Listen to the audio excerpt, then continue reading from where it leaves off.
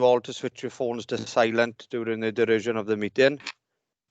In addition, can I refer you to the protocols for remote meetings, which have previously been circulated? Namely, your microphone should be switched to mute unless you're speaking. The Democratic Service Officer will take a roll call at the start of the meeting of all members and officers present. Should you wish to ask a question or make a comment, please can you indicate either via the chat function or by raising your electronic hand via Teams. I'll assume that you've all read the paperwork before us today prior to the meeting. When speaking, please could you also introduce yourself. I'm Councillor Scott Jones, the Mayor of Neath Talbot, and I now call upon Jane if you could take the roll call, please. Yes, Mr. Mayor. Councillors Angharad Aubrey. Present. Scott Bamsey. Present. Dean Causey. Present. Helen Clark. Present. Pollard Clement Williams. Present. Matthew Crowley. Present. Arthur Davis. Present. Nicola Davis. Oliver Present. Davis. Present. Ros Davis. Presennol. Present. Colin Edwards. Charlotte Goldsworthy. Wyndham Griffiths. Present. Joe Hale. Present, Jane. Sean Harris. Present. Mike Harvey. Present. Nigel Hunt. Present. Steve Hunt. I'm here, Jane. Jeremy Hurley. Present, thank you. Chris James. Chris James. Hugh James. Present, Jane. Chris Jones. Present. Doreen Jones. Present. Hugh Jones. Present. Jane Jones. Present, Jane. Leanne Jones. Present. Simon Noyle. I'm here, thank you, Jane. Ted Latham. Present, Jane. Dean Lewis. Alan Llewellyn.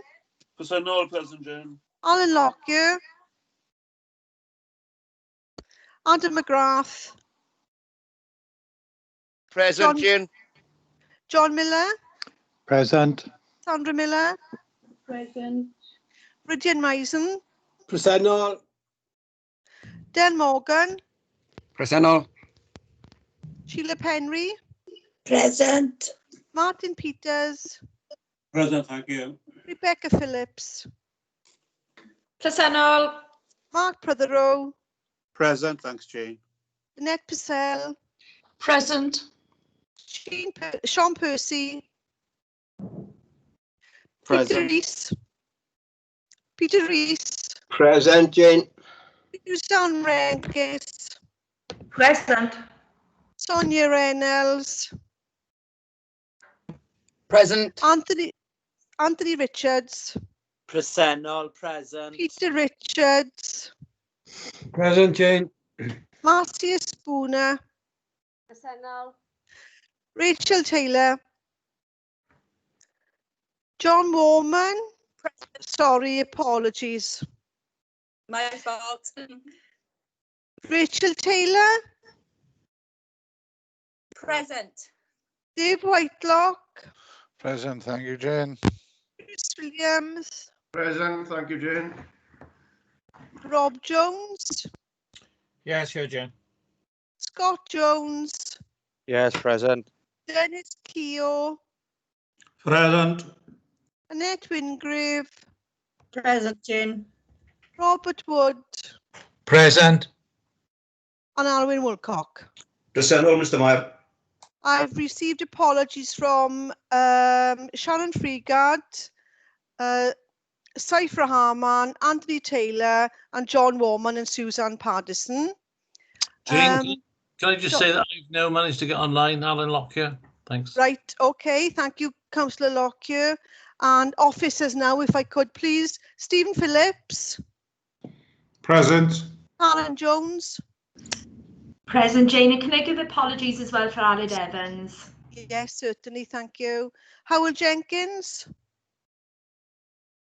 Andrew Jarrett. Howard Jenkins is present. Andrew Jarrett. Yeah, present, Jane. Nicola Pearce. Present, Jane. Craig Griffiths. Present, Jane. Neil Chappell. Present, Jane. Lana Bynan. Present. Stacey Curran. Present.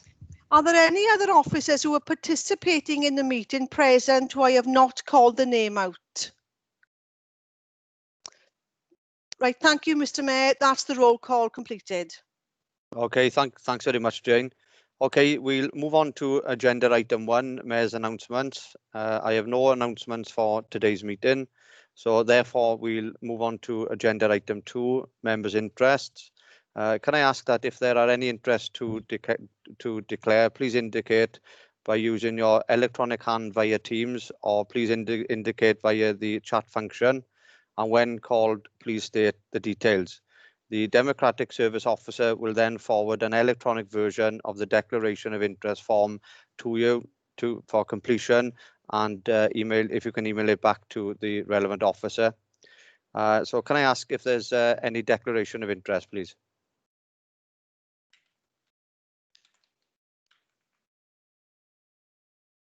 Councillor Alan Llewellyn. Yes, thanks very much. Just looking for a quick bit of guidance. I may be asking a question later regarding schools. So I don't know whether I need to declare the usual interest as a school governor. Mr. Griffiths. No, Councillor Llewellyn, there's no need to declare any interest at the moment because it's not here for decision making today, so I'm happy there's no need to declare anything. Thank you. Thanks very much.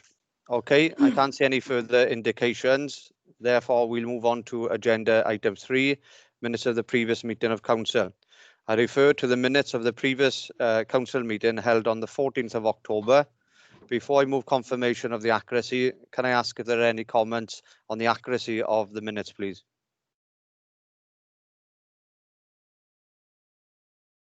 Can't see any indication. I now move confirmation of the accuracy of the minutes. Can I please have a seconder? I second, Mr. Mayor.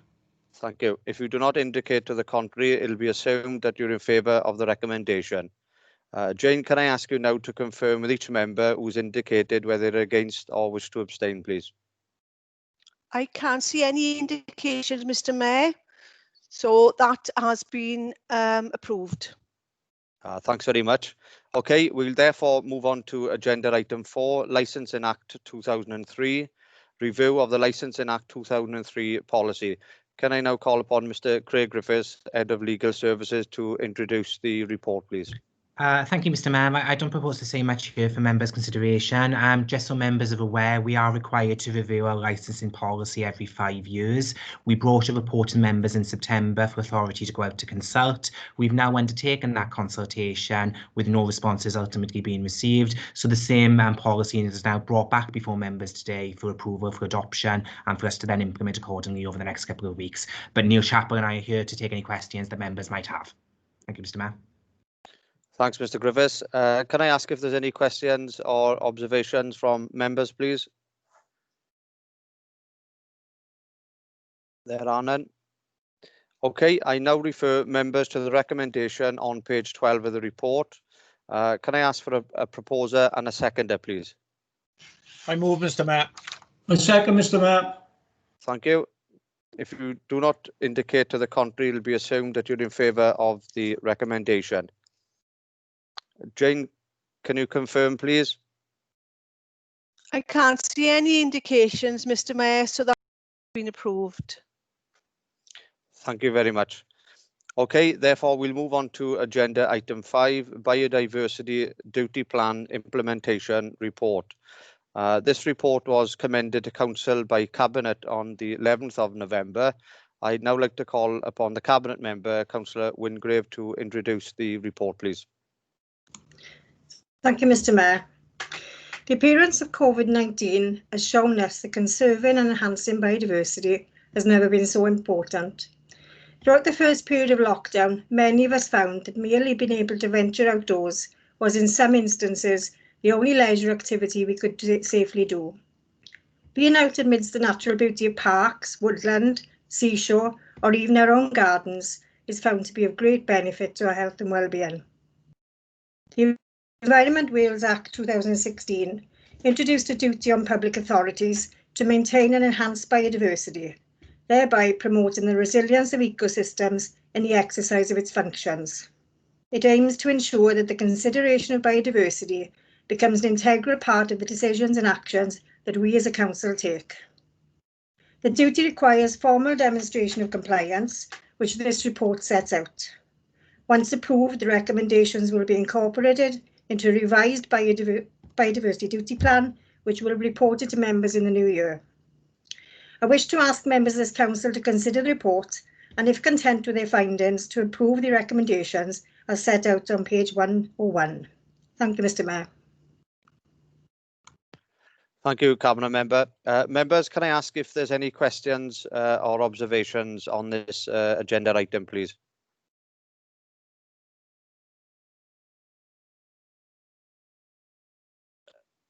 Councillor Llewellyn. Diolch yn fawr, Mr. Mayor. Yes, thank you, Mr. Mayor, and I'd like to thank the Cabinet Member for the introduction. I'm pleased to support the report as I did at Cabinet scrutiny. I'd just like to pick up on a couple of points, perhaps that have become even more prominent since the report was originally discussed.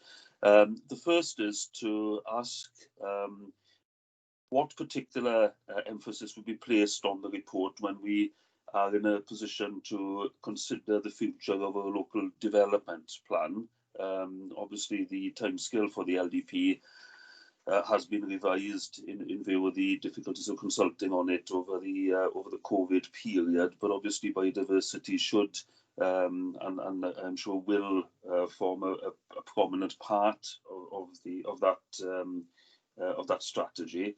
One of the things that will also become more obvious during this year with different patterns of travel is that we can consider the changes in the way in which highways maintenance looks at the condition of verges and so on. I mean, we all want tidy verges in our towns and villages, but I think that certainly in the more rural areas that we could be looking at making the most of wildflowers and possibly looking at increased wildflower planting in all of our localities.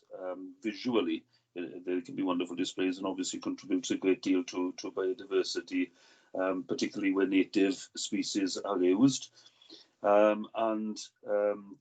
As the Cabinet Member alluded, I think we've all become far more appreciative of our own localities during the various lockdown periods. Many of us have been walking more, seeing the benefits of public footpaths and seeing aspects of the countryside. And those of us that are fortunate to have gardens, perhaps making better use of those, and perhaps we need to be more aware of the biodiversity in our own gardens, not just out in the countryside. And then finally, there is a reference in the report to the challenges faced by the biodiversity programme regarding resources. So I'd just like to ask the Cabinet Member for an indication of what resources will be available to deliver this strategy if it's adopted here today. Thank you. Thank you, Councillor Llewellyn. Cabinet Member, Councillor Wingrave. Yeah, if I can come back in. Since I came into this post and being a champion, biodiversity champion for Neath Talbot, I have tried to ensure that other departments, especially in infrastructure, street scene, that sorry, the box popped up, that interact with biodiversity teams on all aspects, especially planning. It is important we get this right. We can only work with the resources that we come in, and as grant funding comes in, we do push it to the areas that we need, that we can't carry these projects out everywhere, only on land that belongs to us. And sometimes it's difficult on verges where you've got an issue with traffic and what have you, but we do all that we possibly can. As for the LDP, I don't know if Kerry Morris is here. Can you come in on that, please? Yeah, certainly. I know the Director of Environment, Mrs. Fias, has indicated. Yeah, Mrs. Pierce, please. Yeah, I apologise in advance because my connectivity is, yes, sorry, I hope everybody can hear me. My connectivity isn't the best today, and I may be sounding a little bit robotic. So hopefully Lana can jump in if you can't hear me. But we have got a duty to safeguard and enhance biodiversity, and it is a material planning consideration. We already have policies within our existing LDP to protect biodiversity when we are considering future development within the county borough. That will form part of the review of the LDP going forward, especially given the emphasis placed on biodiversity as part of the Wellbeing of Future Generations Act. Obviously we have a planning act which is specific to Wales now, which wasn't in force when we adopted our original LDP, and again that places greater emphasis on the importance of biodiversity. So I can confirm to members that it will be considered, and it's likely that our policies will be enhanced to protect biodiversity going forward. We do have to be mindful that biodiversity is one of a number of material planning considerations that we will have to balance up in terms of the future development of the county borough. So it is one material consideration in a list of a number. In terms of grass verges, as Councillor Wingrave has indicated, we do have biodiversity grass verges which is specifically set aside for the purpose that you indicated, Councillor Llewellyn. They are set aside for wildflowers, and they and other sort of habitats as well. So and we'll look to review to make sure that that list of verges is still fit for purpose. We do have to maintain vehicular safety and pedestrian safety, so there are locations where those sort of biodiversity verges are not necessarily appropriate, where they perhaps hinder visibility going forward at junctions and so on. So, but where they are practical and safe, we are trying to maximise their use whilst also balancing out visual amenity going forward, because we have had complaints in the past that they can result in litter being gathering in the verges because they can be perceived as being overgrown as opposed to biodiversity habitat areas. In terms of resources going forward, as members will all be aware, this service, amongst many services in the council, has suffered as a consequence of budget cuts over the years, as has this council generally.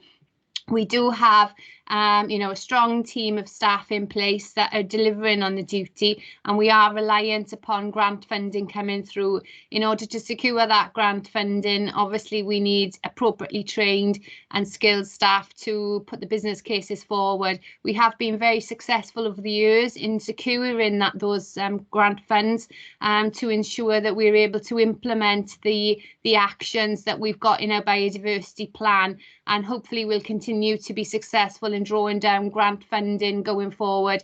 But in terms of having a pot of funding available specifically to deliver these projects, that pot of money just doesn't exist, I'm afraid, because of the budget cuts that I've referred to. I'm not sure if I covered everything there, and I'm hoping that if I haven't, that somebody will jump in and reinforce the areas where I wasn't sufficiently detailed. Thank you, Mr. Mayor. Thank you, Mrs. Pierce. I've had quite a number of indications. Councillor Llewellyn, I believe you'd like to come back. Yes, very brief. I'll keep it very brief, Mr. Mayor. Yeah, thanks to Nicola for that information. Perhaps the one thing I'd say about the issue of biodiversity verges being mistaken for sort of unkempt verges or overgrown verges, I can recognise that.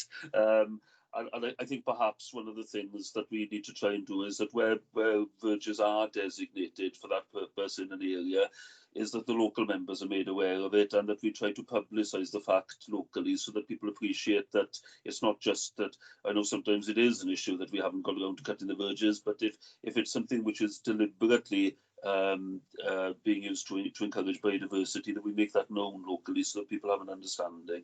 Thanks. Thank you, Councillor Llewellyn. I'll now call Councillor Nigel Hunt, please.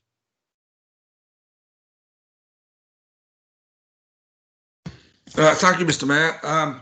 it took me by surprise then. I love the biodiversity, and I had the pleasure of helping the Baglan Moors community group this year doing a wildflower verge on Baglan Way.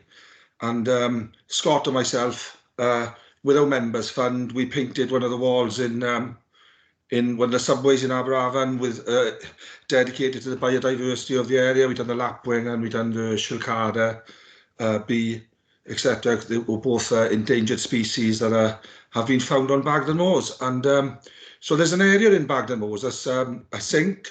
It's a site of important nature conservation. And I was wondering, what would the process be to get an audit of this land and to see what biodiversity it has, how wide ranging it is, and possibly how could you encourage some of the red listed species to come back, because I know there's alien invasive species there. So I just would like to know what the process is really, that we could try and audit a sink. Would anybody be able to explain that to me? Thanks. Mr. Mayor, shall I come in there? If you don't mind, thank you. Thank you.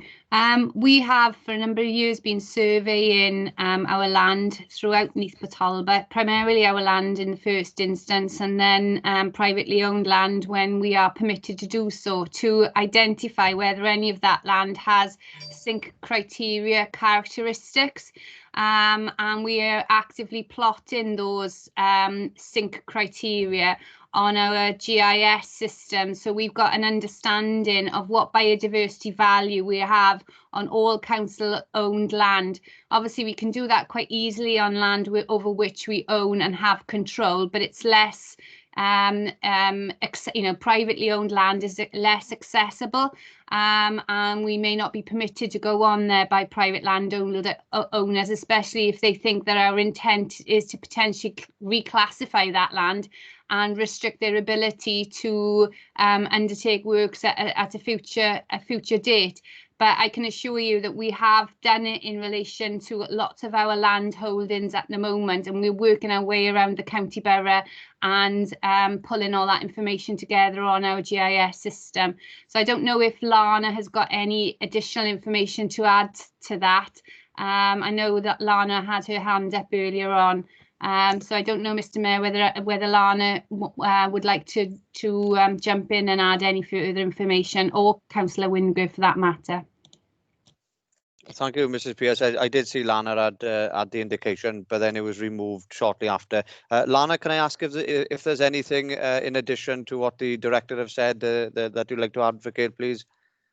Thank you, Mayor. Yeah, I'm Lana Bain and I'm the Planning Policy Manager, which covers the biodiversity duty.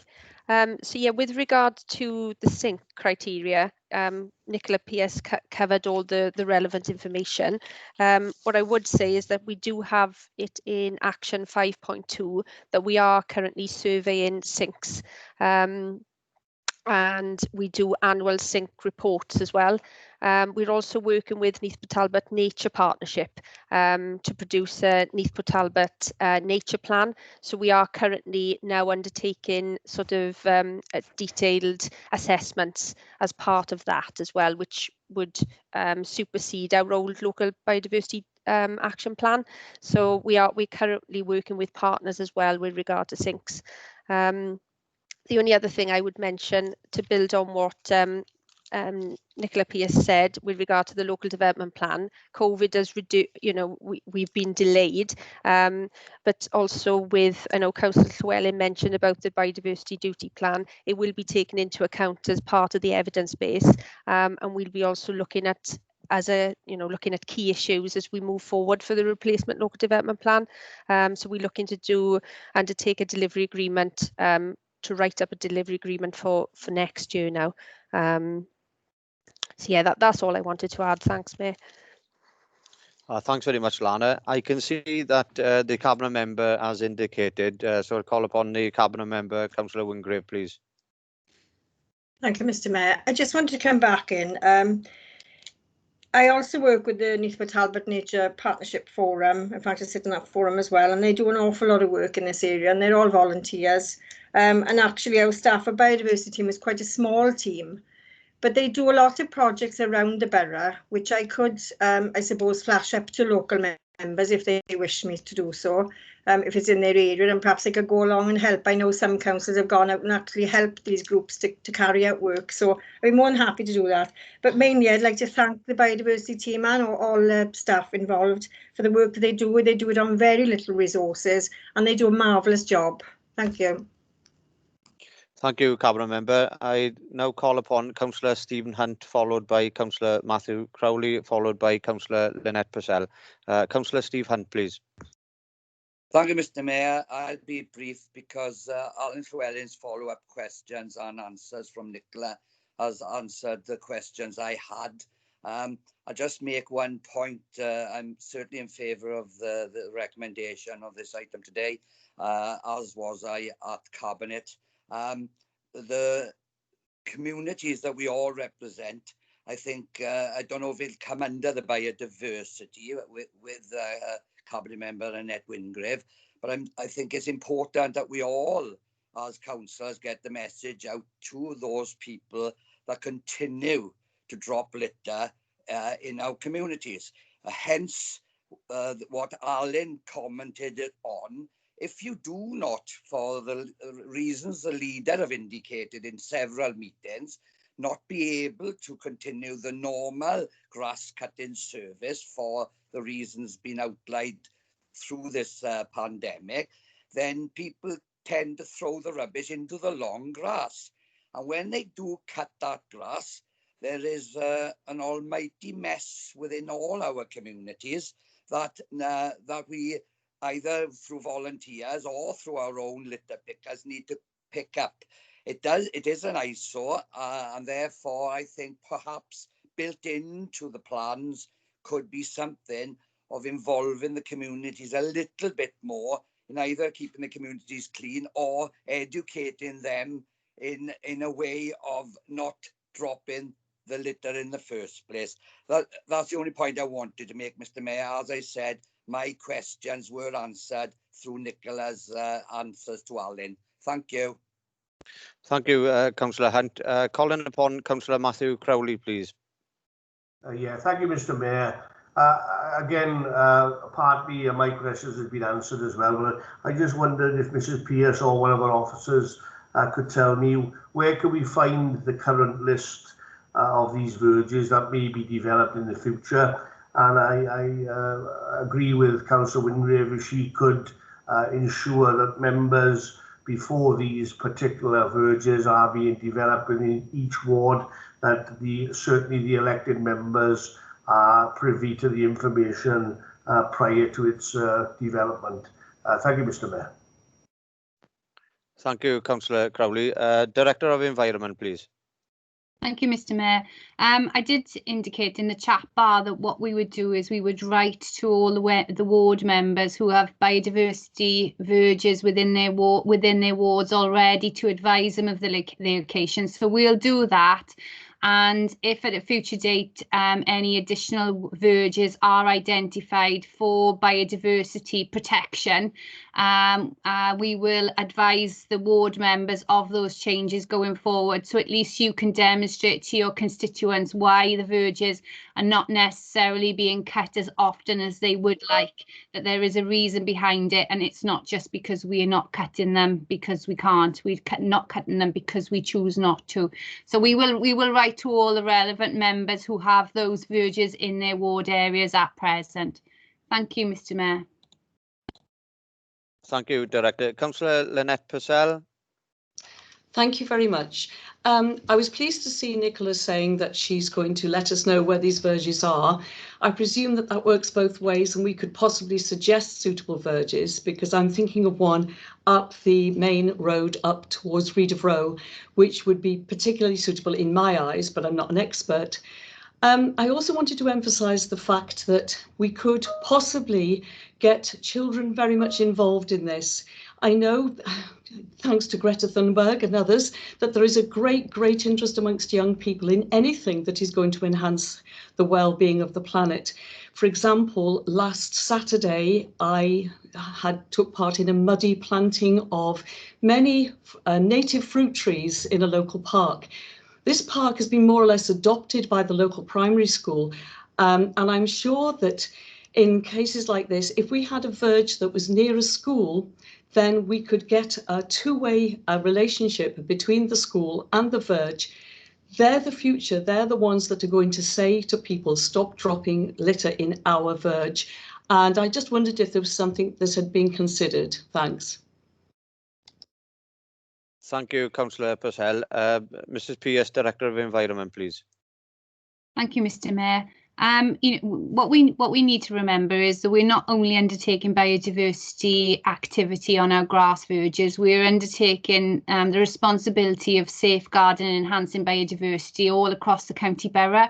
And grass verges is a small element of that. And what we have to remember is grass verges are more often than not right next to a highway. So it may not necessarily be appropriate to ensure that to secure participation by school children immediately next to a highway because of the health and safety implications associated with that. You know, I'm sure it's perfectly safe, but do we want to take that risk, especially given the fact that we undertake biodiversity work all across the county borough?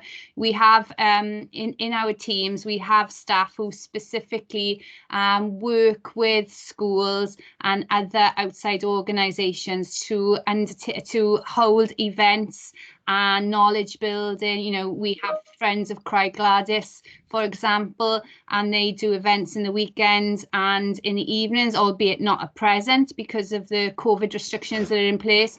But pre-pandemic and hopefully post-pandemic, that work will continue, and they're very active with the communities. You know, they have sort of events where they go looking for specific species, you know, in terms of ponds and other sort of wildlife areas, as well as undertaking sort of bush activity, sort of in making camps and other sort of bush tucker, sort of not eating them, tucker trails and enjoyable activities, the less gory type. So they are actively involved with the young people and other members of the community already, but not necessarily in terms of work on the grass verges for the reasons I've mentioned. And hopefully, as I say, post-pandemic, we'll go back to concentrating on that piece of work further. Thank you, Mrs. Pierce. Councillor Doreen Jones, please. Sorry, Mr. Mayor, my hand went up. I didn't want it. No problem. Thank you. Councillor Peter Rees, please.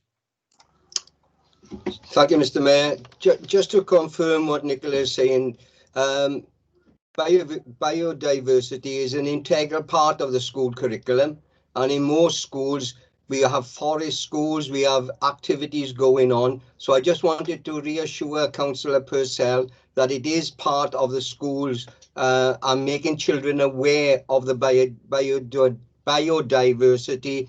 And, you know, as I say, it's very successful in our schools. Thank you, Councillor Rees. Councillor Joe Hill, please. Yes, I'd just like to say that I've been working closely with Titarian, and they are quite happy to put wildflowers, and you know, they are really interested in biodiversity also. So I'm sure if you've got Titarian, you know, in your areas, then you know, you need to get in contact with them, and they're always willing to put you know, these places on their property or land. Thank you. Thanks very much, Councillor Hill. Okay, I can't see any further indication, so can I therefore please refer members to the recommendations on page 101 of the report. It's recommended that the Council approves the Biodiversity Plan, BDP 2017 Implementation Report and the publication procedures as detailed in the circulated report accompanying appendices. Therefore, can I ask for a proposer and a seconder, please? I move, Mr. Mayor. Thank you. Second, Mr. Mayor. Thank you. Jane, can you confirm the outcome, please? I can't see any indications to the contrary, Mr. Mayor. So no one's indicated contrary to the recommendations. So it's been approved. Thanks very much, Jane. Okay, therefore we'll move on to agenda item 6, review of the Neath Talbot County Borough Council Constitution. Can I call upon our Head of Legal Services, Mr. Craig Griffiths, to introduce the report, please? Thank you, Mr. Mayor. One of the obligations that's on myself as the Council's monitoring officer is to make sure that our constitution is up to date and reflects all our decision making.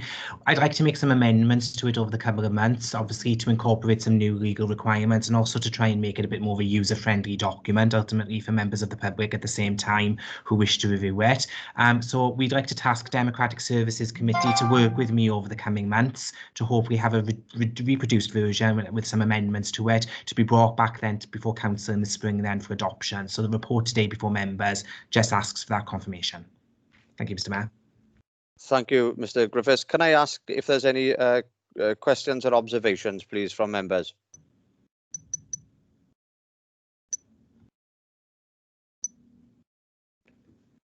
I can't see any questions, Mr. Mayor.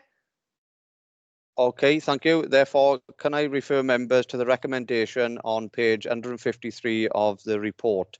I'm now going to call a proposer and a seconder. I believe Councillor Del Morgan wishes to propose the report.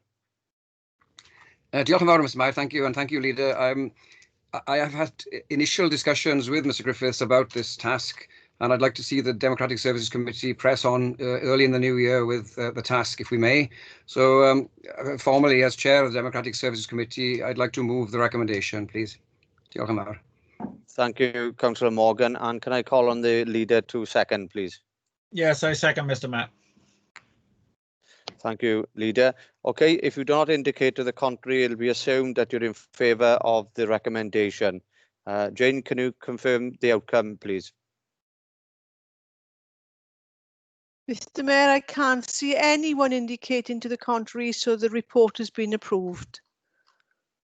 Thanks very much, Jane. Okay, we will therefore move on to agenda item 7, notice of motion. None received. Moving on to agenda item 8, any questions under 9.2? None received. Therefore, we'll move on to agenda item 9, urgent items. There are a number of urgent items, and I now like to call upon Leader of Council, please. Thank you, Mr. Mayor. Yes, I have several items today that I wish to bring to Council. The first one is I'd like to give an update in relation to Councillor John Warman, the Deputy Mayor. Some of you are aware that Councillor Warman has been hospitalised recently. Unfortunately, he fell within the grounds of his property and broke his ankle. That subsequently rendered him into hospital, where he had to undergo an operation to stabilise the break within the ankle. I'm pleased to say that he's now home from hospital and recovering under the stewardship of his good lady, the Deputy Mayoress. And I'm sure that Council sends its best wishes to him for a speedy recovery. Of course, for those of you who know, John actually is an active runner. Many a time you'll see him running up and down Kimler Hill. So this will curtail his activities in relation to that for some time while he recovers. I want to now, Mr. Mayor, move to more pressing issues. As has become customary with full council, I want to give a brief verbal update in relation to COVID and how it's affecting the council. So the overall position is that the number of cases per 100,000 population currently stands today at 389.4. Just under the 400 mark, with 20.6% of cases testing positive. This is currently placing the county borough as the third highest in Wales on the rate of cases and the highest in terms of positivity. Whilst there was a suppression of the cases as a result of the fire break, once the restrictions have lifted, we have continued to see an increase in cases. This morning, there were 154 cases waiting in the queues. This compares to the average of 45 cases per day just a couple of weeks ago. Significantly, the ratio of people identified as being exposed to the virus through contact tracing is showing an increase. This indicates that there is a greater social mixing taking place across our communities. So what are the factors driving these transmissions? Well, we continue to see clusters in a relatively small number of settings. This includes residential care homes and some large workplaces, many of which have been publicly identified. But all settings are cooperating with the Environmental Health Service. More recently, we have seen an increase across secondary schools, and this has particularly affected years 9, 10 and 11. In the main, suggesting that additional week added to the half-term break is a factor with young people less likely to be following the strict social distancing and other health protection measures that are in place within the school environment. We are clear that it is safer for a young person to be in school rather than not in school, and is the reason why we are supporting the First Minister's policy position that schools should continue to operate until the end of term as scheduled. As you may have seen in the press, some other county borough councils are considering a form of blended learning in the last week leading up to the Christmas break. Social mixing in the home and outside of the home remains a significant concern. There have been 2 targeted campaigns in Pontardawe and Carmarthen areas over the last week to secure greater support from local people.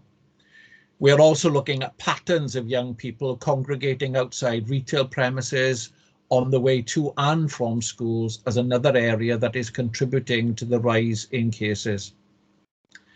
Another material factor in the spread of the virus is people's understanding of the rules around self-isolation.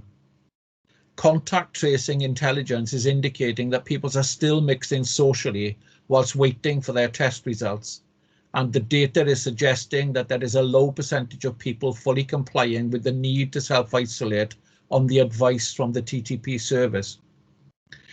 The council is administrating payments to those who are eligible and who need to self-isolate in line with Welsh Government's guidelines. And we're also referring people who need practical support into the Safe and Well service if they need help with shopping, medication, collection, financial advice, and so on.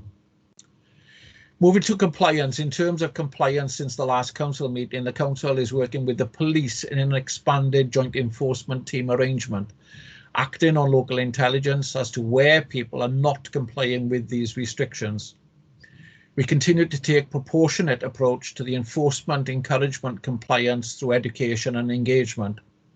However, where we have blatant examples of non-compliance, enforcement action has been and will be taken. Generally, we are seeing good levels of compliance, and thanks to our business community for that. But for those who are disregarding the rules, I want to send a very clear, strong message that they are letting our communities down and undermining the huge effort that is being made by the majority of the local people. Turning to our services, the council continues to operate most of its services safely. There are, however, significant pressures on being, being experienced in our adult social care, homelessness areas, and with continuing disruptions to our schools, which I'm sure many of you who are governors will be aware. All members were provided with a bulletin earlier this week, which set out the Welsh Government's policy in the run-up to and over the Christmas period. We are expecting the final details of the compensation scheme today and are geared up to administer the first tranche of payments to eligible businesses before that Christmas break. But I do stress that we do need to have clarity on the guidelines.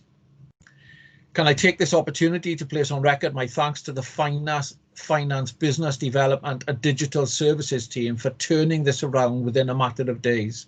There was many a meeting over last weekend between the finance of our authority and those at a Welsh level, together with many meetings with Labour leaders and the other 22 authorities with the ministers in Cardiff to finally settle a scheme that will support our retail sector, particularly the hospitality sector, prior to the Christmas break. But it does seem inevitable that we're going to see further transmissions over the Christmas period, and therefore we are preparing for a further period of restrictions post-Christmas. As far as the vaccination schemes are concerned, I want to end on a positive note. We have all heard, no doubt, and seen the news this morning that the UK government has approved the Pfizer biotech vaccine, or as it's now become officially known as the BNT. And we have been working hard with the Health Board colleagues over a number of weeks to make sure that we are ready to support the mass vaccination programme. The field hospital at Fabian Way will be the hub for the programme, and we will be supporting an NPT by a further vaccination facility at Margam Orangery. There will also be a mobile facility designed to reach into care homes and similar settings. We do, however, believe that the facilities which are looked at the moment will be available from the 14th of December to support this programme. This isn't just predicated on the availability of the premises, it's also predicated on the availability of sufficient vaccines. We do wait, however, for more details on how the programme will be delivered, and we'll be providing those to members once greater certainty is available, because the logistics of the programme are still subject to change. Mr. Mayor, I hope I've covered most of what was preempted by questions from leaders of both the opposition parties in that update, but either I or other officers are more than happy to take any questions on that item so far. Thank you, Leader. I've had some indications from Councillor Llewellyn, then followed by Councillor Steve Hunt. Can I ask to ensure that these questions are only in relation to COVID before the Leader comes back in on further announcements? Councillor Alan Llewellyn, next, please. Yeah, Mr. Mayor. Thank you, Mr. Mayor, and thank you to the Leader of the Council. Thanks also to Mrs. Karen Jones for circulating the bulletin a few days ago, which obviously was very informative as well to us as members. Obviously, I think we all share the concern about the increase in the figures. I mean, hopefully we're all playing a part in sharing the messaging about how serious our area needs to take these issues. I mean, when we share these messages locally, they're not always welcome, but I think it's information that people need to know. And that's one question I'd like to ask. I mean, it is something that we've discussed before. I know there's been a reluctance to publish regular updates on the actual figures. I understand the point that these can change fairly rapidly. But I still think that it would be beneficial in getting our message across if an easy to understand summary was placed either by ourselves as a local authority or by the health authority, but perhaps on a weekly basis. I know that they're buried there somewhere deep in the annals of the Public Health Wales websites, but these are not always easy to follow, and I think it would be helpful for us getting the message across that the virus has not gone away. In fact, its prevalence is increasing in some localities, and that we need people to be aware of that. And I'd like to tie that in with a need for the further messaging.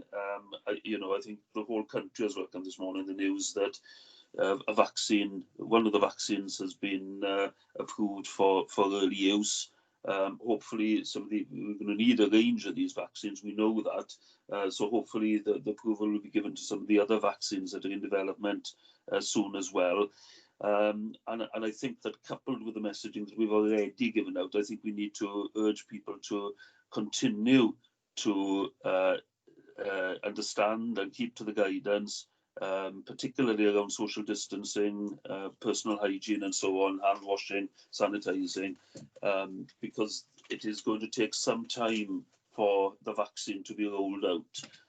We know that, and the leader of the council just referred to some of the logistical challenges that are involved there. So I think it's important for us to continue our message. And then I'd just like to come back to the question about schools. And I'm a school governor myself. I understand the efforts that we're making to keep children in school. I mean, that's been one of the huge efforts that we've made since the beginning of the pandemic period, is to try to ensure that normal school could be resumed as soon as possible and maintained. I think the point that is being made, in several quarters, is that as we reach towards the end of the term, that if there was a situation where either classes or years were being sent into isolation, then there is the risk that they would have to self-isolate, and everybody associated with them over the Christmas break period, and including the Christmas festivities themselves. So, I don't think anybody's saying that education should stop, but I think that, I think we should continue to look at the balance of arguments around moving to blended learning. Notwithstanding that the main principle we've been trying to follow has been to maintain pupils in schools. I don't think any of us would want to see, whole years being isolated a few days before the end of term, and that going deep into the Christmas break. But I do realise that there's a balance of to be considered there. Okay, thanks very much. Thank you, Councillor Llewellyn. Leader of Council, please. Yeah, thank you, Mr. Mayor. Just to pick up on a couple of the points, Councillor Llewellyn, my position hasn't changed in relation to publishing this data on a sub-ward level. It's so inaccurate, and if we look at the data for Neath Talbot, over the last 3 days, we have increased exponentially to just under the 400 mark.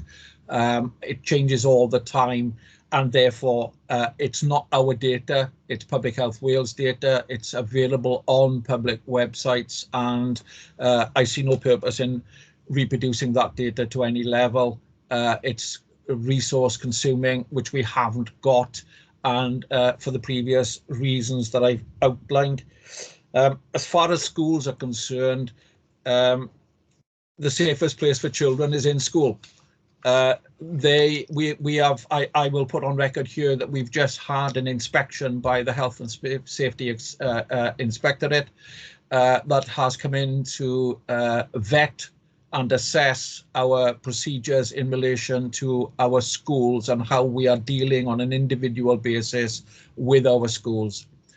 We have literally had a clean bill of health. They are very, very pleased with the way that our schools are safeguarding our children and our staff, to the point that we expected possibly a follow-up meeting with them to further explore anything that we could improve.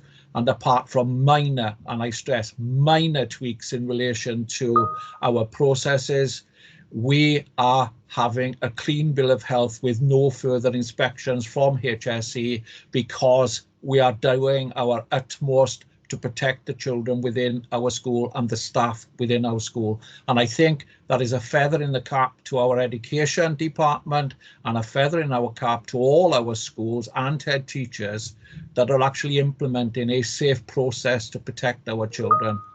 We are in fact seeing clusters that when children are not in school, that they are congregating outside the likes of the Tesco's and Asda's and the variety of other areas.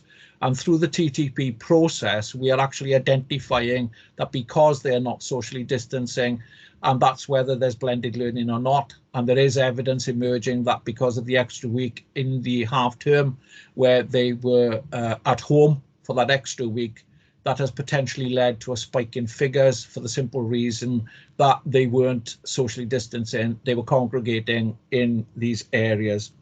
So with the greatest respect, Councillor Llewellyn, you can still continue to ask me about the question of disseminating down to a local level. It's not feasible, it's not resourced, it's not our data. I'm not happy to go there. I think I've covered everything in what you raised. If not, I'm more than happy to come back to anything. Thank you, Leader. Mrs. Karen Jones have indicated, so I'm going to call the newly appointed Chief Executive. Mrs. Karen Jones, please. Thank you, Mr. Mayor. Just wanted to pick up on the point of communication, really. There was in the middle of Councillor Llewellyn's questions there. And just really to make the point that we are hoping that as we get towards the Christmas period and the four nations have agreed a position around the way in which Christmas will be managed, that we'll also see a more unified communications approach. And that will be very helpful in trying to engage our population in the things that we need them to do to cooperate with us in trying to suppress this virus. And hopefully that will continue on into the public messaging around the vaccination programmes as well. I think what we've seen over the recent months, when different parts of the UK have been subject to different rules, there's been a lot of confusion amongst the public as to what rules are actually in force. So just the point I would make, Mr. Mayor, is as we get towards the Christmas period where we've got a more common approach and a common set of restrictions in place, hopefully that will help us on the communications front to reinforce with the public what behaviours we need people to take on board. Thank you, Mrs. Jones. Leader of Council, please. Yeah, my apologies, Councillor Llewellyn. I forgot to pick up that point, but to add to what Mrs. Jones has said, the Welsh Government are launching, it's either Thursday or Friday, a quite heightened campaign in relation to what we need to do as a community going forward. So you'll see a lot of communications come out, and I do have to pay tribute to our communications department.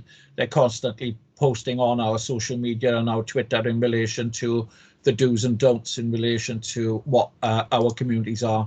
But one thing I must stress is that our communities have to be self-policing. They have to follow the rules. They have to make sure that they keep themselves safe.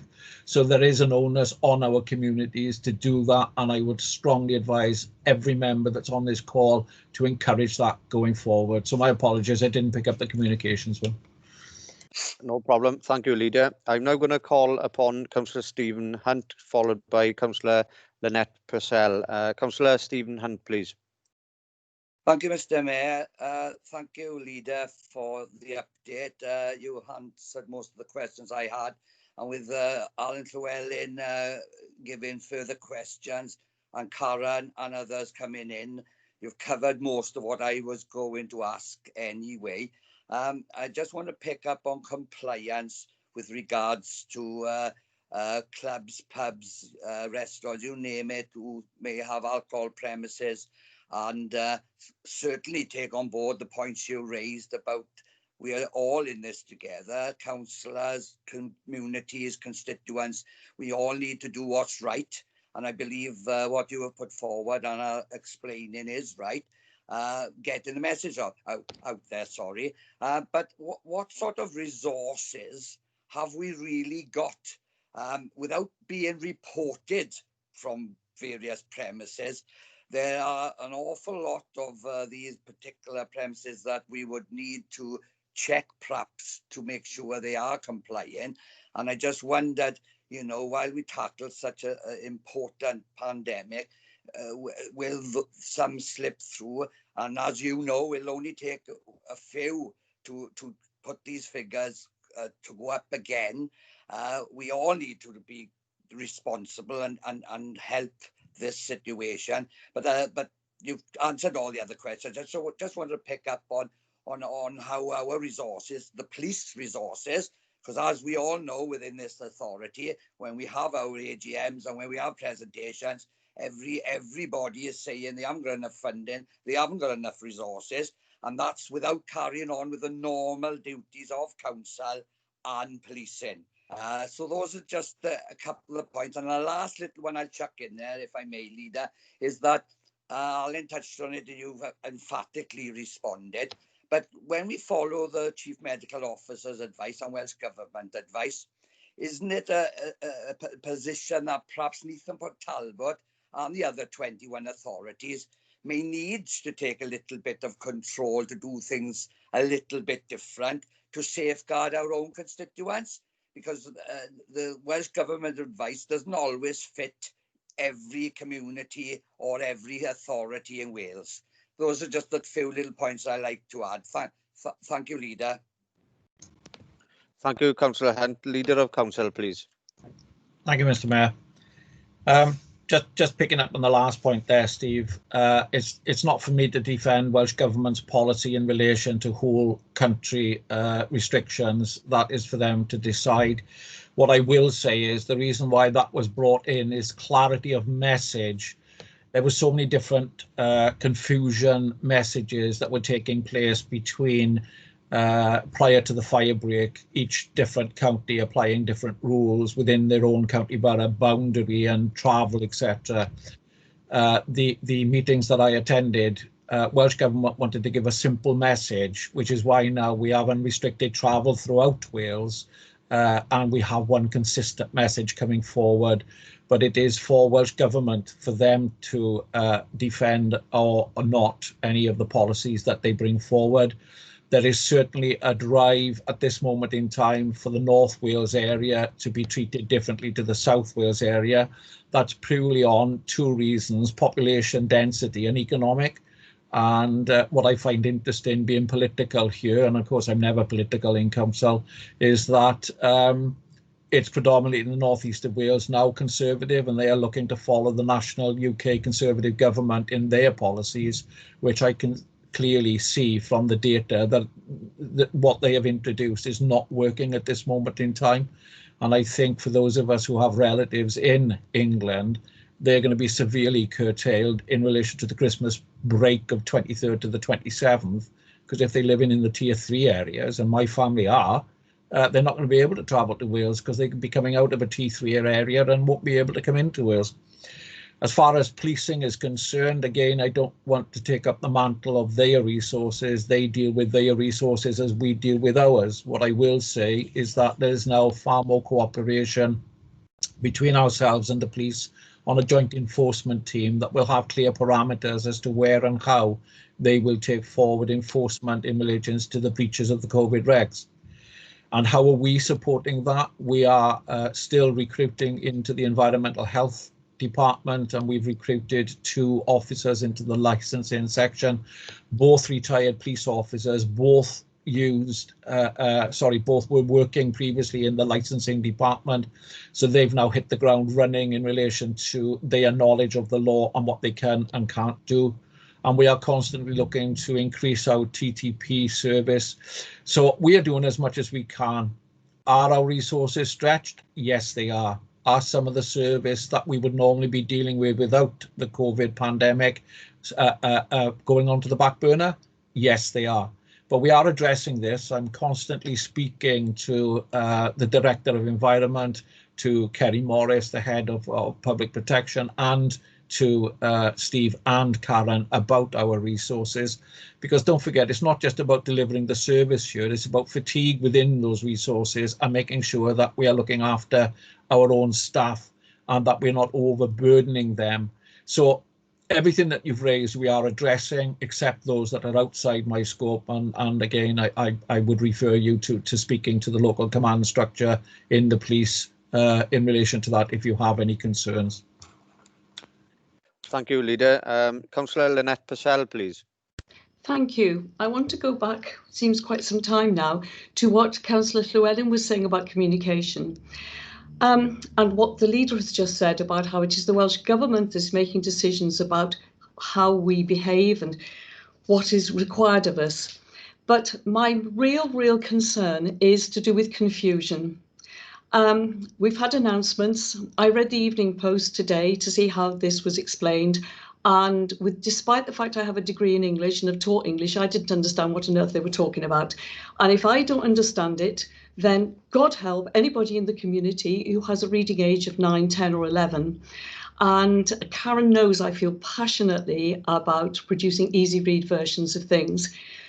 It is desperately important that every single member of our community has the chance to keep to the regulations by understanding what those regulations are.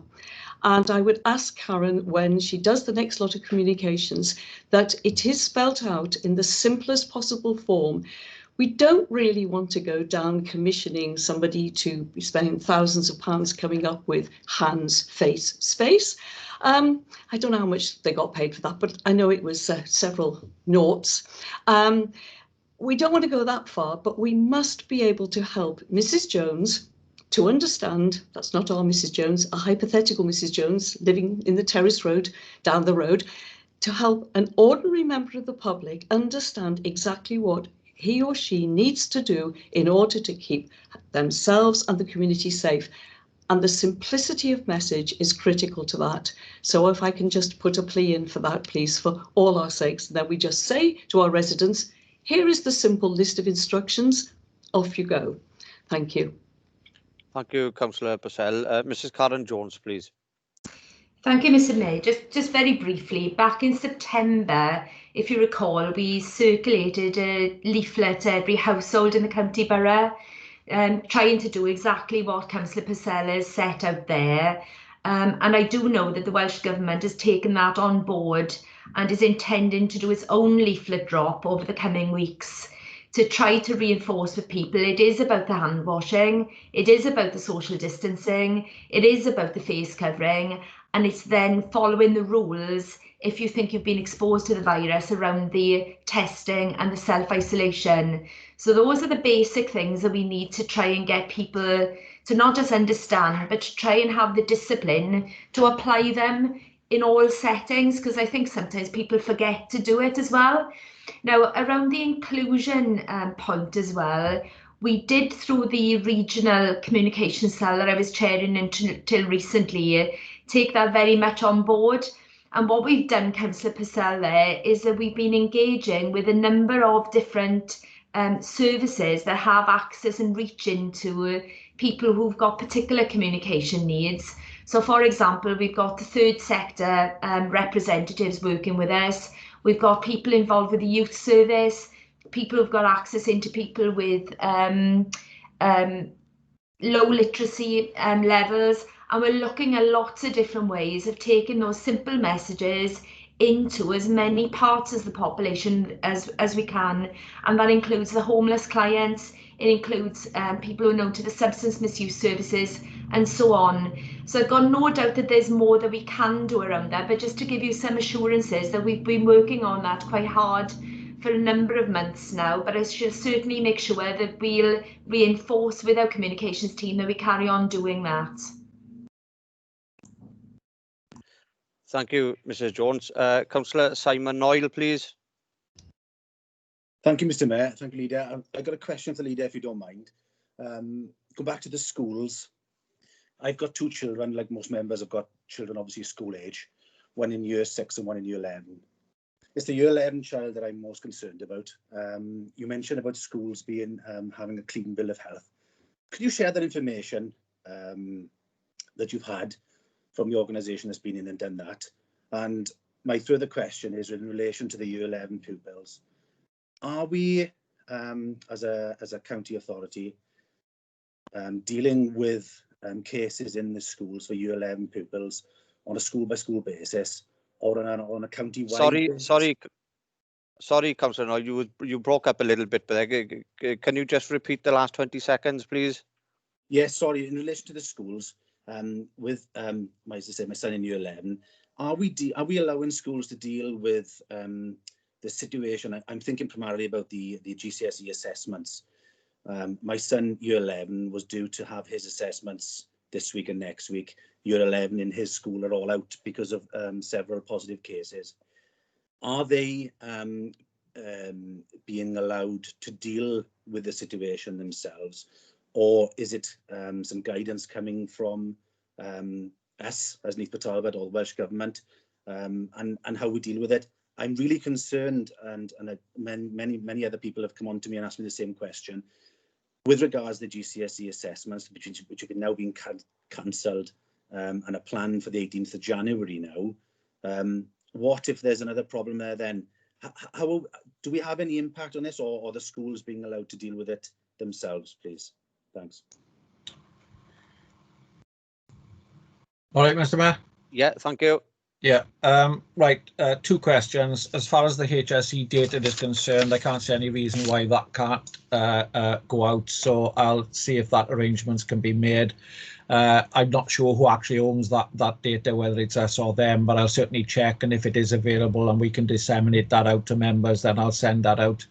As far as the schools and how they're dealing with the COVID is concerned, what we've got to bear in mind here is that a decision has been made at Welsh Government level in relation to not holding exams and to have this as an assessment. So that's in consultation with all the awarding bodies going out, but it's individual schools is how they administer the process, because we're all aware of the fact that schools are semi-autonomous and you know, this self-financed in essence. They get their money, but they hire, they fire, they deliver their curriculum, and that's run by the governing bodies. So my first protocol and advice to you would be to actually contact the head teacher of the relevant school that you're speaking about and express your concerns there. And then I would follow that up by perhaps speaking to our education department. And whilst we do actually support our schools, every one of them, and support our head teachers, always in relation to children's education is the school itself. No matter what sphere you get involved in education, whether it's a complaint, whether it's a disciplinary, hiring staff, firing staff, it's always down to the school first off. Now, I'm not copping out here. What I'm saying is we support our schools as much as we can, and we're always behind our schools in relation to dealing with things of this nature. But if you've got concerns about your individual children, and that's what you're talking about, Councillor Noyle, then your first protocol is the head teacher. It's not for us as an LEA or me as the leader to dictate how that school would administer and make sure that the assessments are safe in relation to, and fair in relation to your particular children. I noticed that there's one or two, Mr. Mayor, that is now indicated, so I don't know if they want to pick up anything that I've missed. Thank you, Leader. Councillor Doreen Jones, followed by the Chief Executive, please.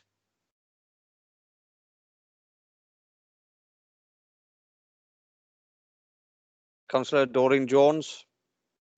Sorry, I'm Chair of Governors for the school I think Simon's referring to. It's very difficult for head teachers when they've got buses fetching the children to school. You only need one person on a bus, and you don't know how much contamination and how much it can be affected. And you've got to remember as well, when you're coming down to particularly Llangattrog, which is a school I think Simon's probably referring to, you've got children of all different age groups on those buses as well, from year 7 to 11. So it could spread right across the school. The head teachers are left in a very difficult position of trying to look after the children, look after those that are in school as well. So I do take on board what you're saying, Simon, but it is a very difficult situation to try and control. And I know that all the staff and the head are doing their best to make sure that everybody's safe. Thank you, Councillor Jones. Chief Executive, Mr. Phillips, please. Thank you, Mr. Mayor. I just wanted to underline a couple of points on schools in response to Councillor Noyle, because I don't think Aled is on the call this afternoon. But firstly, just to sort of underscore what the leader has said twice now, I think, we have had a clean bill of health from the Health and Safety Executive, and you'll be able to see the data for yourselves based on what he's just said. But I think it's important to underline that that doesn't mean that schools are an entirely safe environment in relation to COVID in the current circumstances. What it does mean is that the regulators are happy that we are doing everything humanly possible to make them as safe as possible. And I think on that note, it is very important that our head teachers have the discretion to act as they see fit in the sort of circumstances that Councillor Doreen Jones was just describing, to act locally and quickly where they need to, and that's what has happened in various schools in our county borough and across Wales previously. They obviously get the support of Aled and his team and the Welsh Government guidance and other partners, but I think that that level of discretion is important. The second point really around self-assessment, the Education Minister, when she announced a few weeks ago, about 2 or 3 weeks ago now, that there will be no exams next summer, did set up a working group of various experts to look at how it would all work. I think it is focused on the assessment process as a substitute for exams next summer. But having said that, I think the whole continuum of education is inextricably linked together in the current circumstances. So I'm sure Aled can clarify this outside of the meeting, but I would imagine the sort of issues that Councillor Noyle has raised are being looked at in that working group as well. And I think it's due to report just before or just after Christmas. Thank you, Mr. Mayor. Thank you, Chief. Councillor Noyle, you've indicated to come back. Yes, only very briefly, just to say thank you to Rob and Mr. Phillips and Doreen. Yes, it is in fact Llangadwg. Just want to get clarity in my head, just because I know you mentioned it earlier on, Rob, in relation to the schools being and the head teachers dealing with that. If the head deemed it appropriate to close the school early, would they then be able to do that? That's just the last question, because I've had that as a question from several people. Thank you. The edict that's come from Welsh Government is the First Minister last Friday said no schools will close. Now, as far as I understand the legislation, neither the Welsh Government nor I or this council can actually instruct schools to close early, etc. It's got to be down to the schools as an individual, and therefore there are powers for schools to be able to do that. And I know chairs and vice chairs of governors have plenary powers bestowed on them in relation to making those decisions. But let's make this perfectly clear. I know of one or two other authorities that are considering closing schools around the 11th of December. Well, when we talk about closing schools, we're not talking about, that's it, hip hip hooray, the holidays are here. It's about that extra week having blended learning as opposed to not going to school. Staff will still be expected to attend those schools, whether that school is open for pupils or not. So it's not so much closing the schools, it's about children not attending those schools for that week, but continuing with blended learning. So I believe that the power is invested within the schools. We have given clear indications that we would not support any schools closing early for blended learning, for the reasons that I've outlined previously about the safety of the children and community spread. Thank you, Leader. Now calling upon Councillor Matthew Crowley, followed by then Councillor Sian Harris. So Councillor Matthew Crowley, please. Yes, thank you, Mr. Mayor. This is a follow-up question to the Leader. Rob, I totally appreciate your move in ensuring that the Orangery becomes a vaccination centre for this area, and I absolutely agree with that. That's because of the size and the nature of the building, it would prove to be a suitable venue for that. However, given the what that building is particularly used for, it has many functions throughout its year, as we all know, but in particular wedding functions. How are we as an authority fixed in regards to, obviously, the very upsetting situation of telling brides and families that the wedding can't go ahead? I respect that, obviously, you know, up until now we've been able to give them, the issue around COVID, and I know that we've had smaller type weddings there to align with the COVID restrictions at the time of those weddings taking place.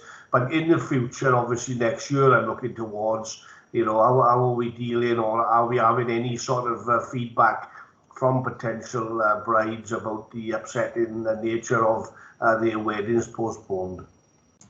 Thank you, Mr. Mayor. Happy for me to come in, Mr. Mayor? Yes, thank you, Leader. Yeah, look, needs must when the devil drives. It was the most suitable venue that we've had, and as you've identified that, it lends itself to this type of activity. And yes, you are right, the Orangery is famed for its weddings, and in my mind, it is the premier venue for weddings on the South Wales corridor. There were 54, I believe, couples that were affected by this decision. Every single one of them has been contacted to explain the circumstances, and as an authority and as the Orangery venue, we have either rebooked these weddings for next year with a retained 2020 price. We will either refund any deposits that have been paid, and if they wish to look at alternative venues, or in fact we are working with other venue providers, no names, no pack drill, that have actually offered to step in and help the bride or the groom's family so that they can continue with the arrangements that they wished to make at a venue, and therefore facilitate the continuance of the planned event. It is heartbreaking when someone plans for a considerable period of time, 18 months, 2 years. Some of these weddings are in the planning stage, but people have booked with the Orangery, and when we do this, it's a business transaction. They have signed contracts, and part of those contracts in the current pandemic is the fact that this could be subject to cancellation because of not so much using it as a mass vaccination centre, but changes in the regulations that constantly drive the Welsh Government to impose. So that was already there as, dare I say it, a get out of jail clause for us. It wasn't intentionally used for that purpose. It was to use it in relation to the changing of the regulations. But I think that using the Orangery for an MVC certainly will help in the community, and it is the light at the end of the tunnel, and the more that we can get vaccinated, the less spread we'll get, the more immunity we'll get, the quicker we can get out of this pandemic. So I hope that covers your question, Matthew. Yes, thank you, Leader. Thank you, Leader. Councillor Sian Harris, please. Hi, sorry to jump back, and just a quick one. It's regarding the Llangatog Year 11 pupil, because he is obviously on the Crinan school bus. So as well as the Year 11 pupil self-isolating, we've got the whole of the school bus self-isolating. I am hearing from some of the parents, it's the children on the bus are not wearing masks. So whereas we've had a clean bill of health for the schools, were the buses actually checked? Because although the policy was put in place to tell the children to wear them, I believe some of them are not wearing them. So hence we got that issue. It is a difficult thing to enforce. I make no bones about that, but the strong recommendation is that they should and must wear these masks on the school bus. The difficulty is they don't fall into the regulations of public transport, but it is now recommended that all pupils, even in the public spaces within schools, should be wearing face coverings, which in some schools has been absent before now, but it is extremely difficult, Councillor Harris, for us to enforce this. And we would prefer to go down the road of education. We would prefer to go down the road of engagement and encouragement in relation to compliance. You know, when I get complaints that my daughter's refusing to wear her mask because it spoils her makeup, well, come on, you know, there's a parental responsibility there, not supporting the child to take that attitude, but to enforce the child to make sure that they are wearing their masks. So A, keep the rest of the children on the bus safe, and B, keep the household safe, because without the mask, it has scientifically been proved that it can reduce the level of contagion within certain spaces, particularly if you can't socially distance within that 2-meter rule, and therefore they're risking taking COVID back into their own home and putting their own families at risk. And it comes back to what I said about self-policing, self-responsibility. Year 11 pupils know right from wrong, and if those issues have been brought to your attention, I would suggest that you refer it straight back to the individual and say, well, what are you doing to make sure your child enforces your safety and that of theirs? Okay. Thank you, Leader. Councillor Peter Rees, please. Thank you, Mr. Mayor. Just one thing on Matthew's question about the Orangery.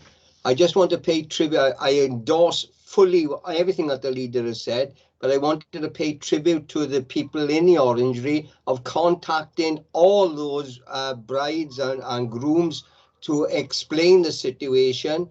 Every one of them was contacted, and that was a tremendous achievement, in fact, to explain to them why we had to take this course of action. So I just wanted to put that on record. I endorse fully what the leader has said, but we've done everything that we can to ensure that the inconvenience, if you like, and it is a great inconvenience to these people, but the inconvenience is explained to them. Thank you, Mr. Mayor. Thank you, Councillor Rees. Councillor Doreen Jones, please. Just very quickly, in correspondence with Councillor Harris's point, it's not just the year 11, it's from year 7 up to year 11. So you've got 70 children on there. It is, as the leader has quite rightly pointed out, it should be the parents who should be making sure that their children do as they should do. You can't have anybody on the bus that's they're not infant children, they're not primary school children, to have an escort on the bus. And with respect, it is up to the parents to encourage the children to wear the masks. Thank you, Councillor Jones. I haven't received any further indications. We are still on agenda item 9, urgent items. So I'm going to ask the leader to proceed with the urgent items now, please. Leader of Council. Thank you, Mr. Mayor. I'm conscious of the time and I've got 2 items left, so I'll combine those into one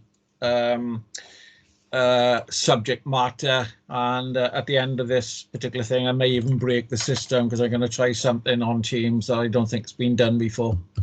So today many of you know or may not know that there are in fact 2 people for which this will be their last council as they are retiring. There is the person we all know who runs the council, and then there is the chief exec who is also retiring. So Bev Austin, the chief's long-suffering personal assistant, also retires at the end of the year.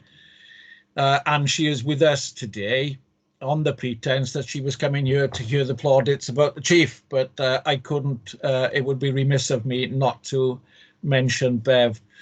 Bev started to work for the old Talbot Council on the 14th of August 1978, so you can work out how old she is for yourselves. But she transferred to the Neath Talbot County Borough Council under the local government reorganisation and started work there on the 1st of April 1996. Originally employed as a typist and word processor in the typing pool. I think the only pool of that nature we find now these days is one that we swim in. Typing pools have long since gone. Bev spent a small time in the committee section before becoming the chief's personal assistant on the 23rd of June 2014 and remains in post to date. Bev has always been the face of the chief's office with her meet and greet style and the soft comforter before you enter the lion's den. She has been a consummate professional and a great support to me personally since I've become leader. Bev, on behalf of the council and myself personally, I hope that you will enjoy your retirement, that it will allow you to spend more time with the family that I know you adore.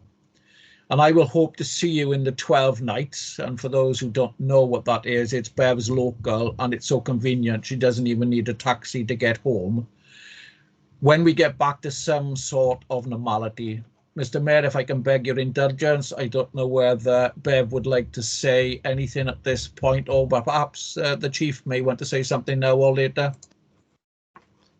Chief, is there anything you'd like to add? Yes, only to entirely echo what the leader has said about Bev. Without her, I couldn't have functioned. I made a joke, or perhaps it wasn't a joke, in a meeting last week about the real chief executive, which the leader has just repeated. But while I'm on the subject, can I sort of reciprocate by saying that before Bev arrived, I had a lot of help from a lady called Stephanie Boast, who was my first PA, and more recently, the leader's office, Neil Evans and Mandy Phillips, have worked very closely with Bev up and down that corridor, virtually in the last 8 or 9 months, obviously, but Bev in particular has been outstanding, and I'm very grateful to her, and I join the leader in wishing her a very long and healthy and happy retirement with her family. Thank you. Thank you, Chief. Bev, would you like to come in at this point? I know the leader's put her on the spot a little bit. I just don't know what to say. I'm in bits. Can you hear me? I can't. I can't. Sorry. Thank you. Thank you, I'm Bevan. I'm sorry, Mr. Mayor, I have effect like that on women. Thank you, Bev, on behalf of the council. We really appreciate everything you've done for this council and all the very best for the future. Hope that you have a prosperous retirement, healthy. Thank you. Yeah. Everyone, thank you. Mr. Mayor, if I can now return to the second part and the last part of the urgent items, it's turning to Mr. Steve Phillips, our outgoing Chief Exec. It's his last full council today and his last working week before he takes some well-earned leave and retires on the 31st of December.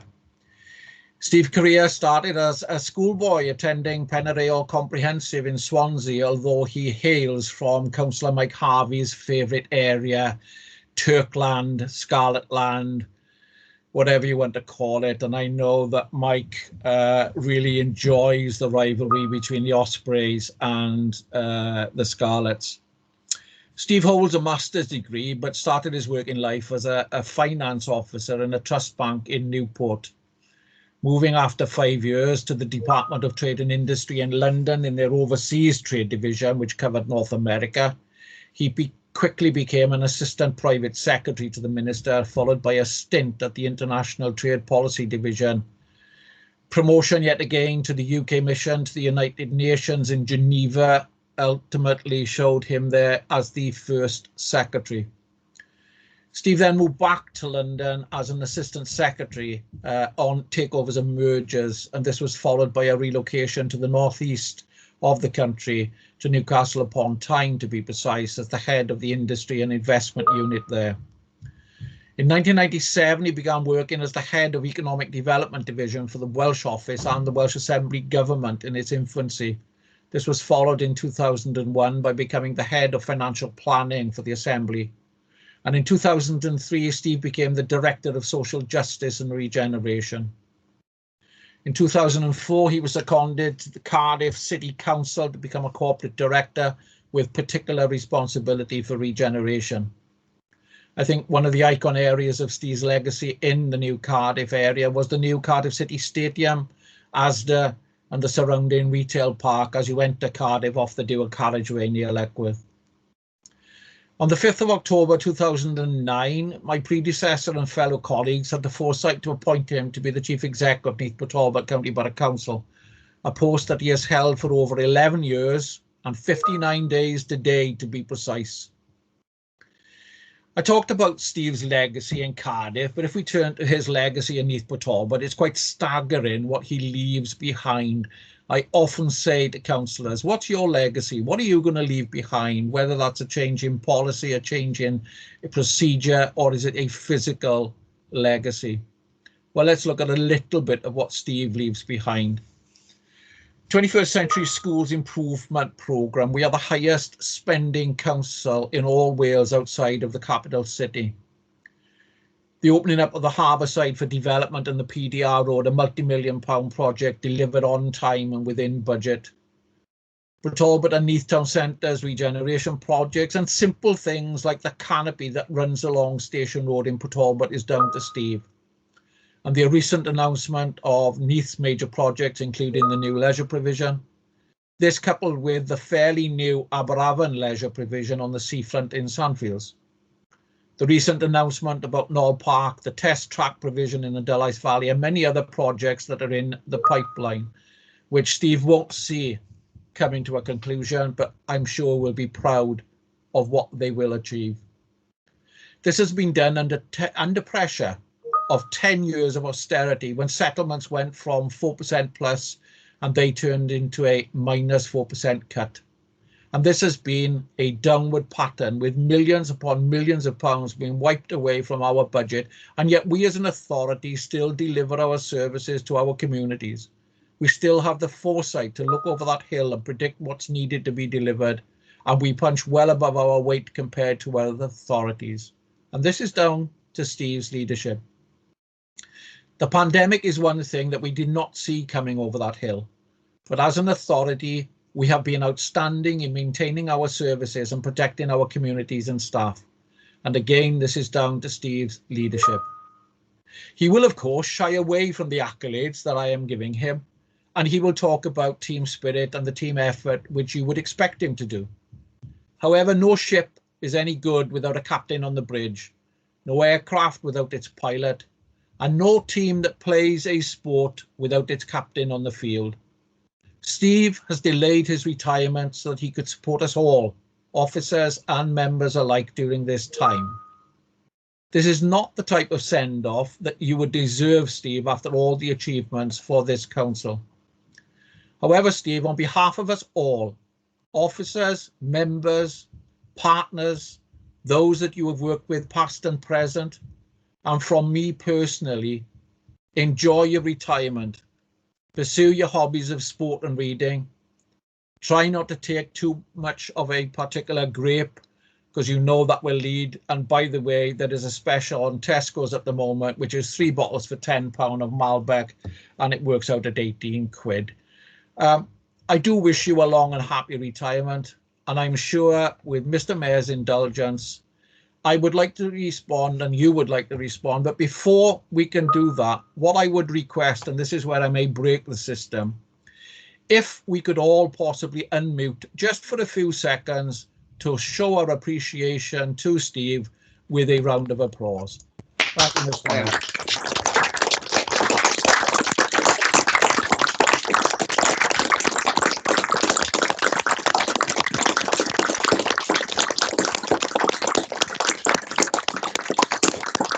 I'm glad I didn't break it, Mr. Mayor.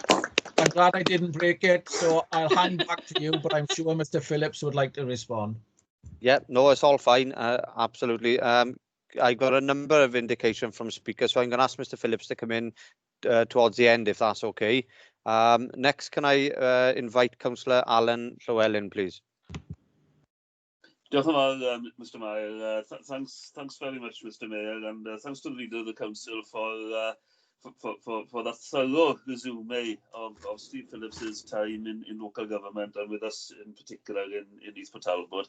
And before I say anything else about Steve, I'd like to second the thanks that have been given this afternoon to Bev Austin, for those of us who have had any meetings arranged, and knowing the way in which Bev, in a very efficient but very friendly way, keeps us all on track and on time. She will very much be missed.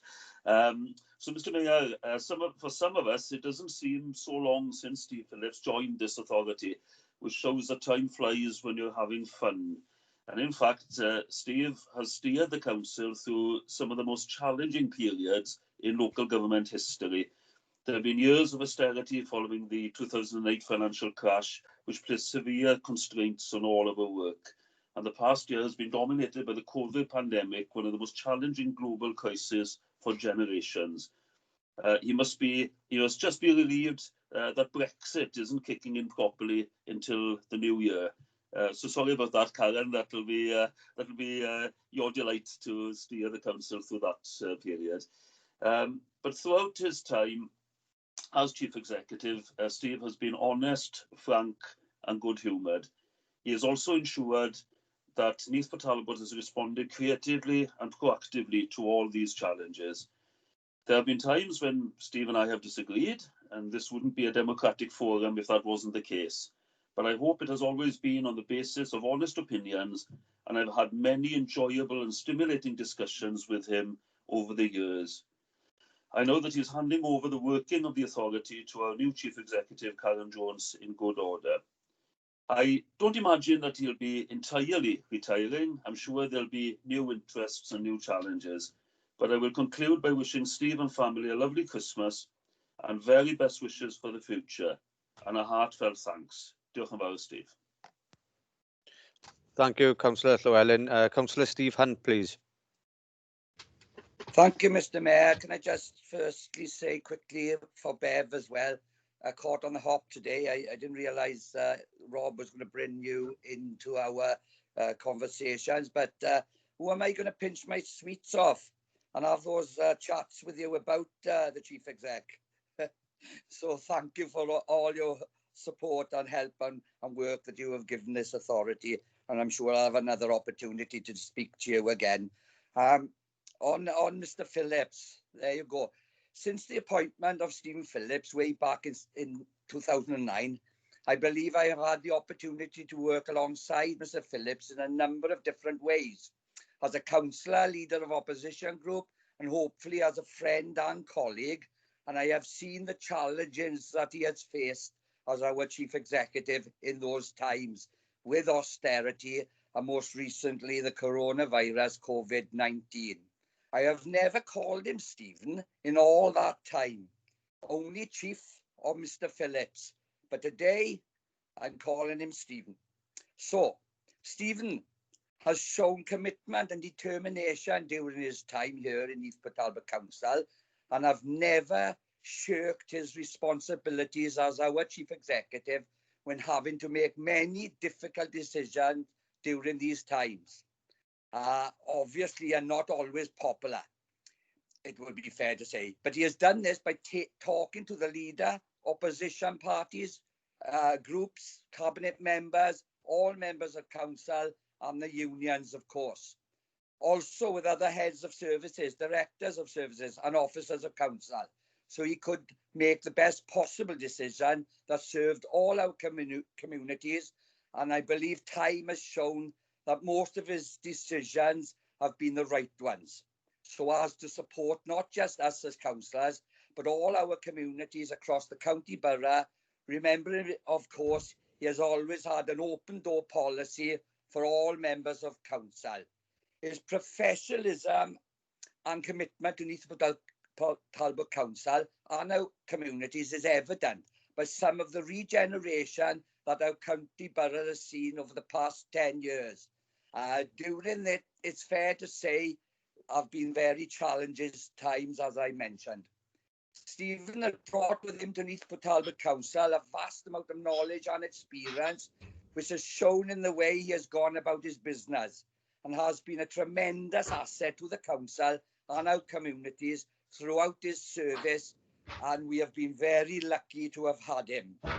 Stephen, I know, is highly respected, not just by councillors, officers and staff at Neath Talbot Council, but also by other councils and organisations right across Wales, where he has worked with so many different organisations on behalf of us here in Neath Talbot Council. I hopefully speak for all members when I say we hope that you enjoy your well-earned retirement, and you use the extra time to spend with your family and friends, and not forgetting your beloved Scarlets, of course. We all really do wish you all the very best, Stephen. Finally, Mr. Mayor, Councillor Mike Garvey told me that he would have been the perfect chief executive if only he had supported the Ospreys instead of the Scarlets. But I believe he's not going to hold that against you. So thank you again, Mr. Mayor. Good luck, Mr. Phillips, in everything that you do and achieve after this council. Thank you, Mr. Mayor. Thank you, Councillor Hunt. Councillor Mike Harvey, please. Yeah, thank you, Mr. Mayor. I've had to sit down and recover because it's the first time I've ever clapped a Turk. So I think Mr. Phillips enjoyed that probably more than anything. And going back to what Steve Hunt's called Mr. Phillips, I've called him many things following some of the texts I received off him, especially last season. But I'd like to point out to him, Wales's current problems in rugby is all down to Turks. At least they picked more Ospreys in the side next week.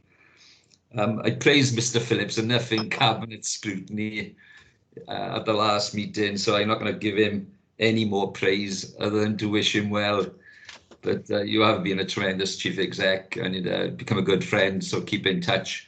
I'm delighted Bev is here today, and amazed actually she's looking so good after being Steve's PA for so many years, which must have been very trying. But to be serious, I wish you both well, long healthy retirements, and I look forward to see when Mr. Phillips turns up next. So good luck to you both and have great retirements. Thank you. Thank you, Councillor Harvey. Councillor Arwyn Wilcock, please. Thank you, Mr. Mayor, and thank you for allowing me to say a few brief words at Mr. Phillips's last council meeting before he retires. The leader touched on the fact that it was his predecessors that appointed him as chief executive, and I had the honour and privilege of being deputy leader of the council when Mr. Phillips was appointed chief executive. And I had no doubt that council had made the right choice. Over the past 11 years, he has clearly justified his appointment as head of paid services. So as he takes a well-earned break from the bustle of early starts, late finishes, and not enough hours in the day pressures of such a pivotal role in local government, I thought that the following quote may be appropriate. When a man retires and time is no longer of urgent importance, his colleagues usually present him with a watch. Well, I don't know if Mr. Phillips has been presented with a watch, Mr. Bear, but if he has, he can now use it for more leisure purposes rather than to check how much time before his next appointment. Mr. Mayor, I'd like to extend my sincere thanks to Mr. Phillips for his loyal service to Neath Talbot over the past 11 years. And I know that he can be assured that the council is in safe hands with his successor, Mrs. Karen Jones.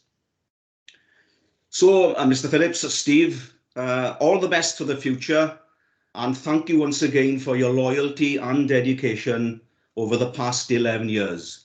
And the same best wishes, of course, Mr. Mayor, are extend to Beverly Austin for her unstinting service to the council over so many years.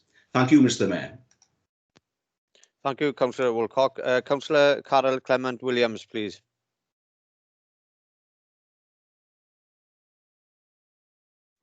Hi, thanks, Mr. Mayor. Yeah, I'd like to wish the Chief of the Council a long and happy retirement. Oh, and by the way, Steve as well. No, I seriously, I didn't know that Bev was going to be mentioned today, but I will miss our chats. And yeah, I used to nick sweeties out of the sweeties jar as well.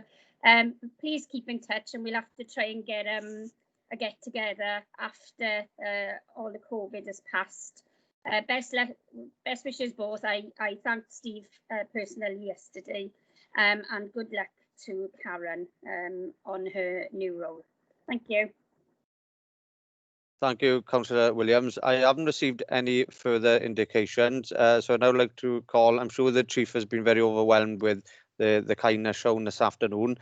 So last but not least, I'd like to call upon the Chief, please. Thank you, Mr. Mayor, and thank you to everyone for those kind words. I won't keep you long because you've had a long meeting this afternoon, but I do want to say a few things.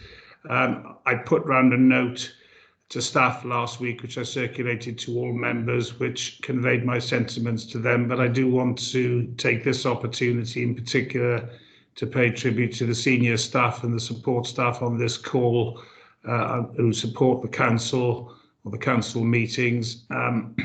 They've been generally fantastic, but particularly so during the last 8 or 9 months for obvious reasons. The directors, the heads of service and others have worked very, very hard. You also made a spectacularly the right decision in appointing my successor, and I wish her all the best, as Councillor Clement Williams just said. I didn't get a watch. What I did get, you can see on the wall behind me, or at least one of the presents I've had from a very generous colleagues, is a picture of the steelworks at night. And that would be a constant reminder to me of the council, not that I need reminding of the council, but that's got pride of place on my wall. I've already talked about Bev and others who supported me. I do want to say a few words about you as members, though, because, and I'm talking past and present members, now all the members that I've known over the 11 years, but regardless of the colour of your rosette, you've all got one thing in common. You do your level best for your communities and for the county borough as a whole. Often you don't get much thanks for it, particularly during the years of austerity and when we've had difficult issues to face, such as the Glycion disaster and the flooding incidents and now the pandemic. But you have my total admiration for the way in which you conduct yourselves and represent your communities, as I say, regardless of political party and other things. I can say without exception that all the members I've come across have done their level best in often difficult circumstances, and you have my admiration for that. Any chief executive has to have a good working relationship or an axis, if you like, with the leader of the council. And I have been extremely fortunate in serving the current leader and his predecessor, Ali Thomas, with whom I've always had an open and frank relationship. And I think we, with Ali and now with Rob, we've managed to steer the ship in such a way that has done the very best for all of our communities, recognising that mistakes do get made and disappointments happen. The final thing I want to say really is that there is a special commodity in Neath Talbot, which I'm certain is not prevalent everywhere else in Wales, all across the UK for that matter. You can't see it, you can't touch it, but it's even quite difficult to write down at times, and that is the common purpose between elected members, council officers, and the anchors that both have in our communities. I know that Karen will take that on. I know that you as members value that, but my final piece of advice to you, I think, is to hang on to that at all costs, because there is light at the end of the tunnel. I was delighted to see the vaccine approval that the leader referred to earlier this morning, but that doesn't mean that once the pandemic is over, the council won't face challenges, because I think the recovery process will take a good while, economically, financially, community-wise, however you want to define it. So I'll leave it there, Mr. Mayor. I will turn up at some point when this is all over and bother you again in some capacity, I'm sure. But in the meantime, can I wish you all a happy and peaceful Christmas, and my best wishes to you all for the future, and the council, obviously. Thank you, Mr. Mayor. Thank you, Chief. And finally, can I just say, you know, how blessed we've been, and you've taken them comments, I'm sure, this afternoon from everybody. You are going to be missed, and, you know, wishing you all the very best in the future, wishing you a long, happy and healthy retirement. Personally, and on behalf of the council, we want to thank you. Yourself and your office and Bev have been outstanding with me personally as Deputy Mayor and as Mayor. So thanks ever so much. You'll be missed. Okay, members, back onto the agenda item 9. I'm going to ask the leader if he's got any other items to add. I think you'll be thankful to hear, Mr. Mayor, I have none. Thank you, leader. Okay, then that concludes the business before us this afternoon, other than for me to take this opportunity to thank you all for your attendance. Wishing you all the very best. Stay well and stay safe. Thank you very much. Diolch yn fawr iawn. Thank you. Diolch yn fawr, Mr. Mayor. Bye. Diolch yn fawr iawn. Thank you. Bye-bye. Bye all. Bye, Stephen. Bye. All the best. Bye. Bye. Bye. Bye. Bye. Bye. Da bo. Bye all.